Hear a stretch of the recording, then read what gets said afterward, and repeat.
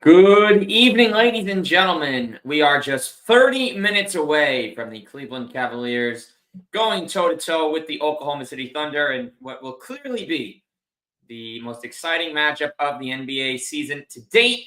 Cavaliers coming having won 10 straight. They are sitting at a very pretty 31-4 record coming in. The Oklahoma City Thunder, the counterparts, have won 15 games in a row and are sitting also very pretty over in the West at 30-5.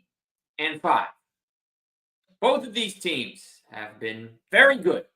This is the first time in NBA history that we have a head-to-head game where one team has won 10 in a row and the other has won 15 in a row.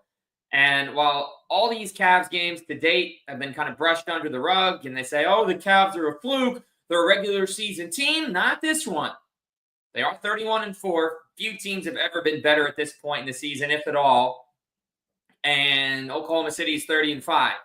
These are the two top dogs in the league. It is not up for debate. This is a game that everybody will be watching. Because all those saying, yeah, the Cavs can do it. They can't beat these guys. They can't beat those guys. And for the Thunder haters, I actually don't know that there are any. I guess for those that might think Shea just baits fouls and whatnot, we're all going to get something tonight. And the good news, Cleveland Cavaliers fans, Isaac Okoro is back. He will be suiting up for this one.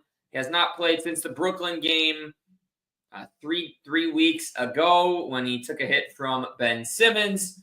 They have managed in his absence, but it will certainly be great to get him back in the lineup. I mean, man, all day, the last 24, 48 hours, it's been a lot of stuff coming in from ESPN, from the NBA, everywhere. And honestly, the Cavs have not gotten the respect. We have not gotten the attention. We as a fan base, them as a team, have not gotten enough attention, enough positivity. And to know that this game has been hyped up the way it is, sure, it's going to put some extra pressure, but they need it. For all the winning they've done, 4 losses for Cleveland this year. 2 against the Hawks, 1 against the Heat, and of course the Celtics were the other one. And so OKC, they were by 9, 16, 11, and 3. The OKC 5 losses to Houston by 3, the Spurs by 6, the Mavs by 2, the Warriors by 11, and the Nuggets by 2. They've only lost 2 games by more than 1 possession. They've been without Chet Holmgren for 25 games, and all they've done in his absence is win.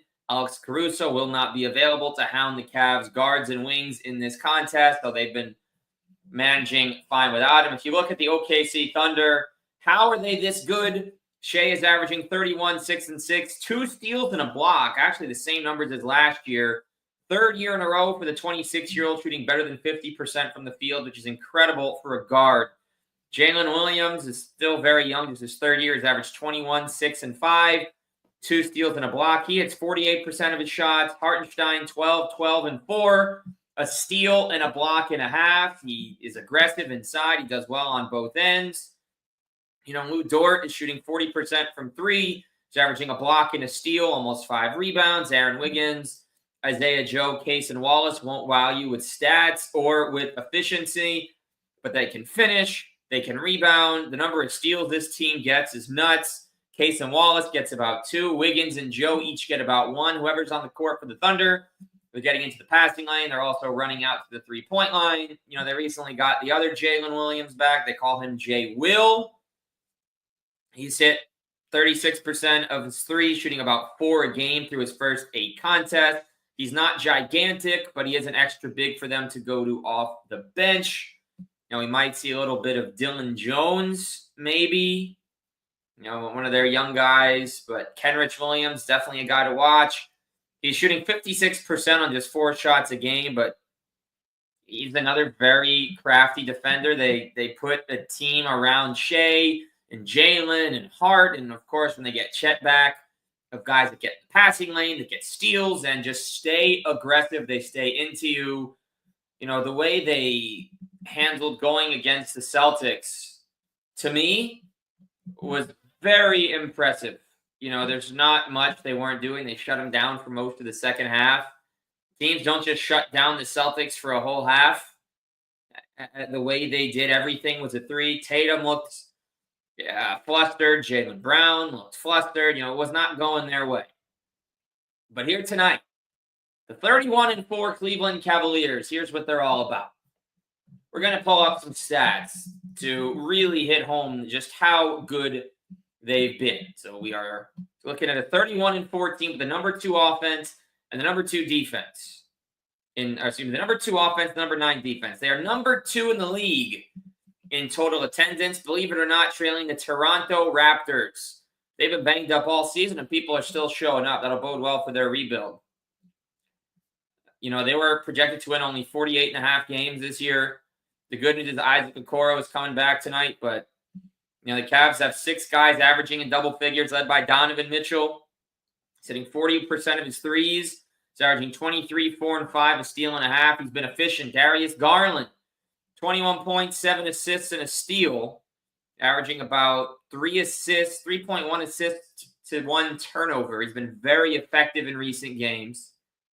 He's hitting 50% from the field, about 43% from 3, 91 at the line. Mobley averaging 19, 9, and 3 with a steal, block and a half. He hits 58% of his shots, 41% of his threes. He's up around 78% from the charity stripe. They've gotten a lot from Evan Mobley. Jared Allen, 14 and 10, another double-double season with 2 assists, makes 70% of his shots. Karis LeVert still has to work on some free throw shooting.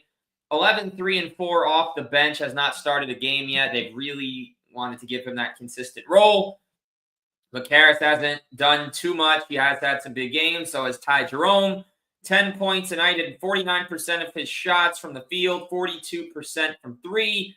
Little bit down of late, but he's had some clutch moments. Sam Merrill will not play. George Niang, 9 and 4 a game. Improved defense, 39% from 3. Got the Iceman coming back. He's played in 23 games, 16 of which have been starts. He is coming off the bench tonight for the 8th time.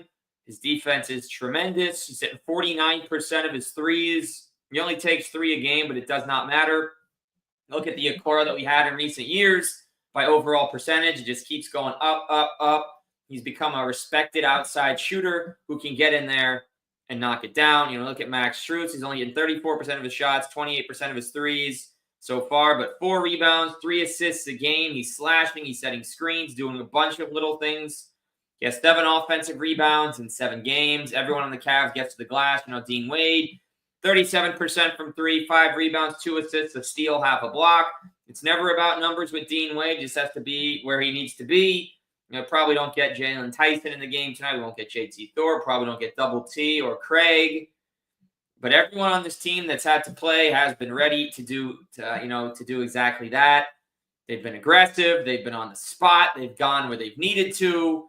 And against Hartenstein and Jalen Williams, the Cavs do have the size of Jared Evan, and when they're not, we've seen the ability to grab rebounds, to limit runs by the other team.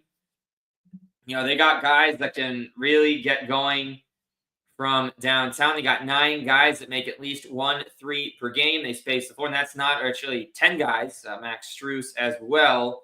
Of course, Sam Merrill will not be playing in this one. Probably could have used, his aggressiveness on defense and his floor spacing, but I'm looking for Donovan and Darius to both be aggressive when they're in, maybe not out of the gate, but when they're both in respectively and the other one is out and they sub one another. Looking for a lot of aggression in this game, looking for Max Strus to have finally an offensive impact. Think he might get a little more run. Could be a game where you play your starters a little more. But Kenny Atkinson's goal, he said, to keep starters under 30 minutes a game. Keep everyone under 30 minutes. You're wondering about minute distribution this year versus last year.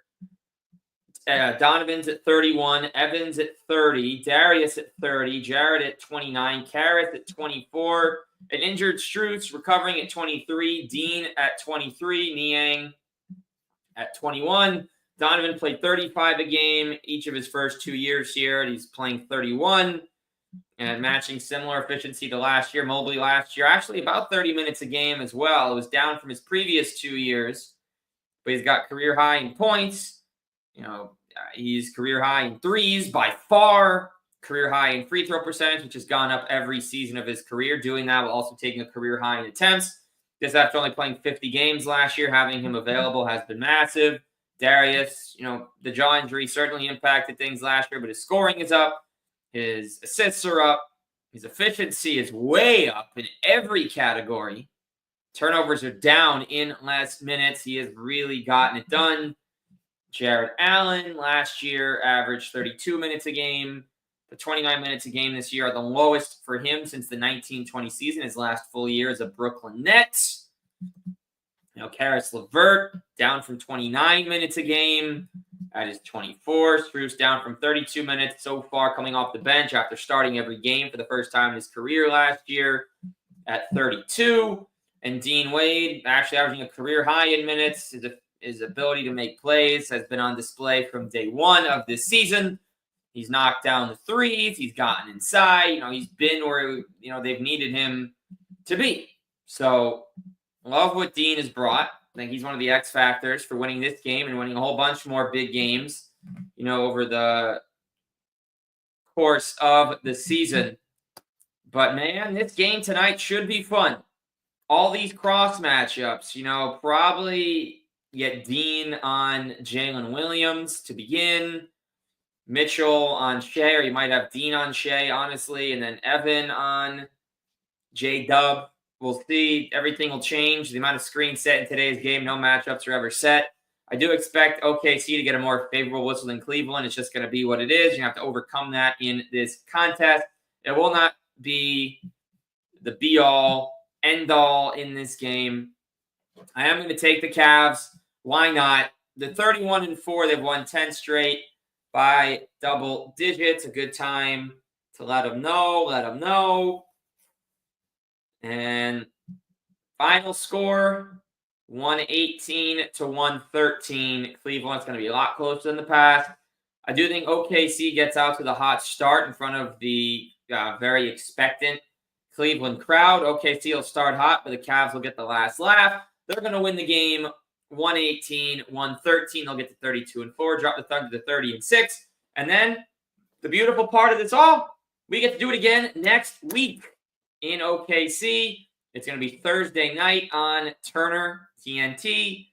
Can't wait to see what Shaq and Charles have to say, because Charles was just recently saying the Sixers are better than the Cavs in the series. No. So Cavs and Thunder, first of two meetings over the next 9 days. And if you do flashback to last season, the Cavs looked like in game number 2 of the year, they had the game in hand, and the Thunder just went on an insane run over the last 3 minutes and stole one. So let's see what happens tonight. Zach Weiss across the Cavs. This is pregame. We'll be back on for postgame 2. This is going to be a battle. And we'll see you after the game.